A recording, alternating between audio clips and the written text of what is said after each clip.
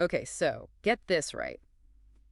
Facebook and Instagram, they're getting rid of their fact-checking programs. Like, no more of those little flags, the ones that tell you if a post is, like, legit or not. Crazy, huh? Yeah, it's a big change. It really is. Instead, they're going with this community notes thing. Basically, it's like crowdsourced fact-checking, kind of similar to what X is doing. Interesting. So we're basically diving into all of this today because, this affects pretty much anyone who uses the internet. We really want to get to the bottom of whether this is a good thing or a bad thing, or, maybe somewhere in between. Yeah, there are definitely a lot of angles to consider. Totally. And speaking of angles, that whole free speech argument is definitely interesting. Oh, yeah, for sure. The timing of this whole thing, right before Trump starts his second term, it's definitely raised some eyebrows, Yeah, I can see why. especially with how Zuckerberg's been talking about it.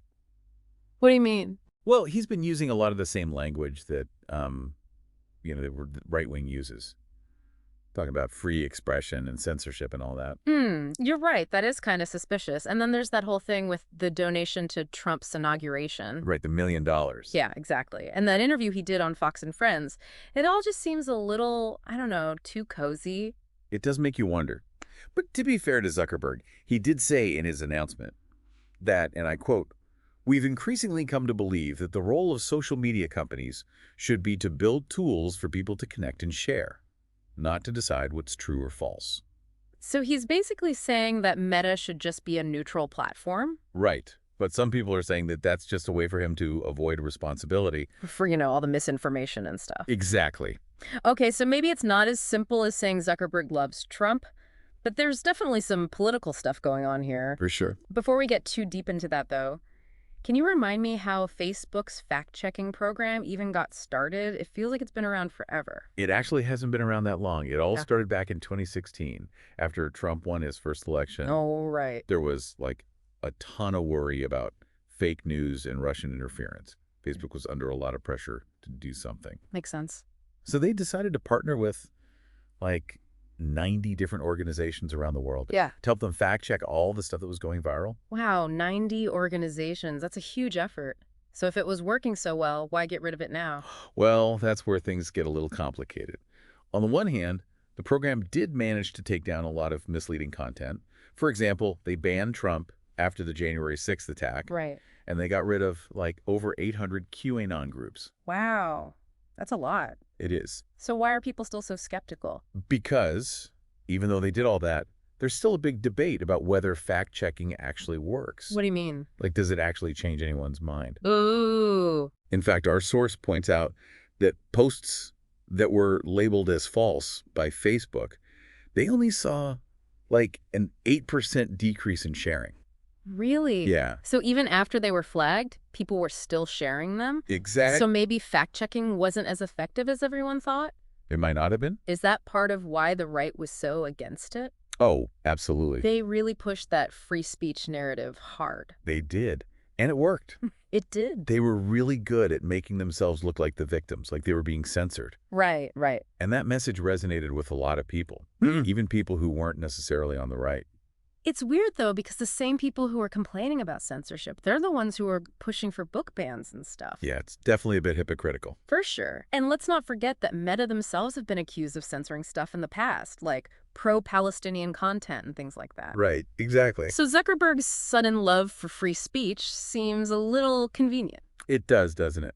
Okay, so there's definitely a lot of political stuff happening here. No doubt about it. But even if Meta hadn't gotten rid of the program, it sounds like fact-checking was already in trouble. Yeah, I was facing an uphill battle. Our source actually makes the point that it was never going to be a magic solution, especially not against the far right and all their conspiracy theories. Right. They even bring up Trump winning a second term as an example. Yeah, he spent the whole campaign spreading lies and misinformation.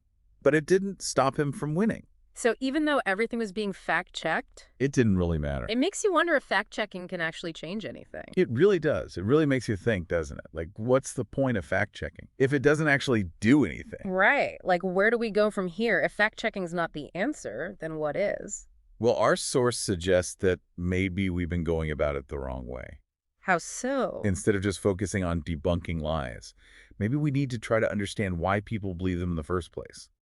Interesting. So, like, instead of just saying this is false, we need to dig a little deeper, Exactly. figure out what makes people vulnerable to these kinds of things. Yeah, like what makes them tick. Right. They use QAnon as an example. Oh, yeah, that's a good one. Like, why does that appeal to certain groups more than others? Like evangelicals, for instance. Right, exactly. There were reasons for that, Yeah. It's not just random. Yeah. There's got to be some underlying factors. Sociological, cultural, you name it. Mm. And just saying, oh, that's a false belief, it doesn't really address any of that. True, true. I mean, if something confirms what you already believe, you're more likely to believe it, even if it's not true. Exactly. It's like we all have these filters. Yeah. They shape how we see the world. So how do we, like, break through those filters? Well, that's where things like critical thinking and media literacy come in. Okay, I'm listening. We need to help people develop the skills to evaluate information for themselves. Like how to tell what's real and what's fake, and how to be skeptical of sources that are just trying to get clicks. Right, the ones that are all about fear and outrage. Sounds like a pretty tall order, though. It is, it is. How do we even begin to tackle something that big? Well, the good news is that there are already people doing this work. Oh, really? Yeah, there are organizations, individuals, all sorts of folks. They're creating educational resources, advocating for more responsible platforms. That's good to hear. It is. It is. It's easy to get discouraged when you see how much misinformation is out there. It really is. But it's good to know that people are fighting back. They are. They are.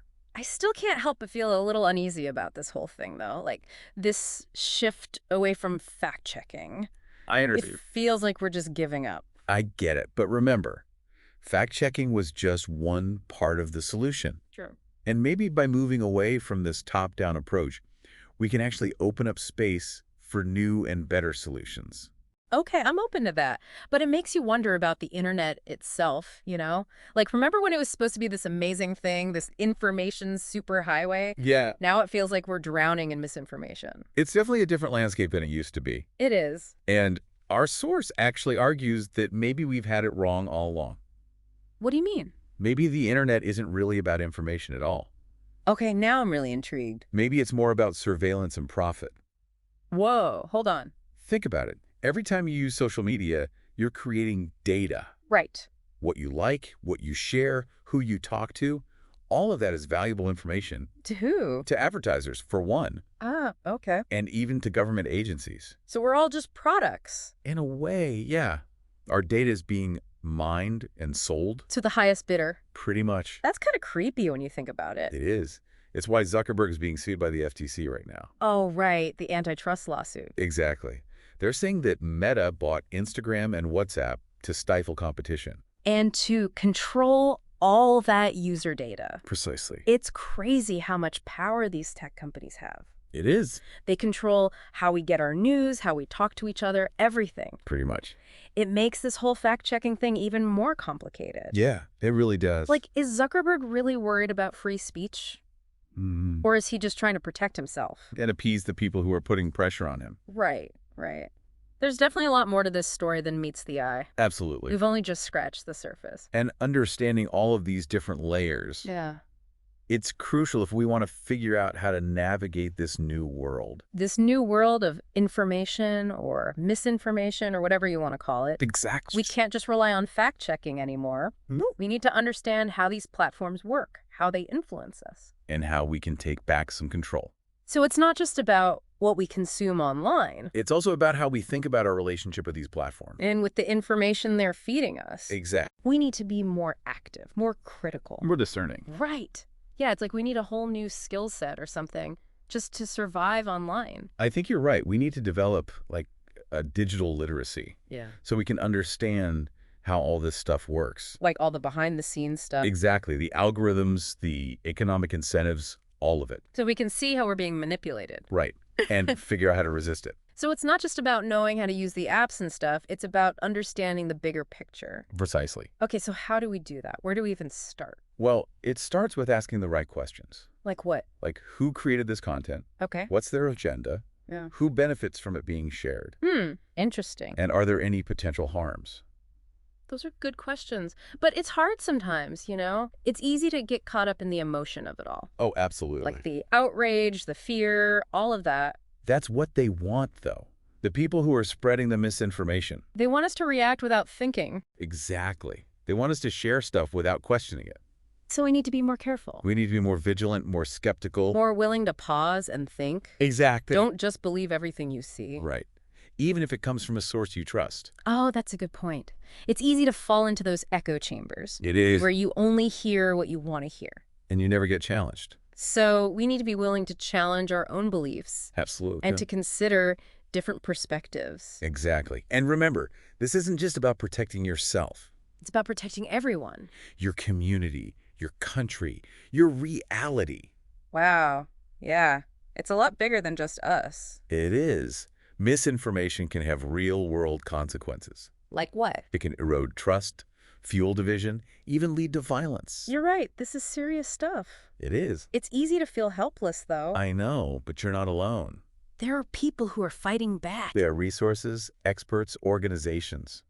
That's good to know. We can do this. We can. We have to. So, as we wrap things up here, what's one final thought you want to leave our listeners with?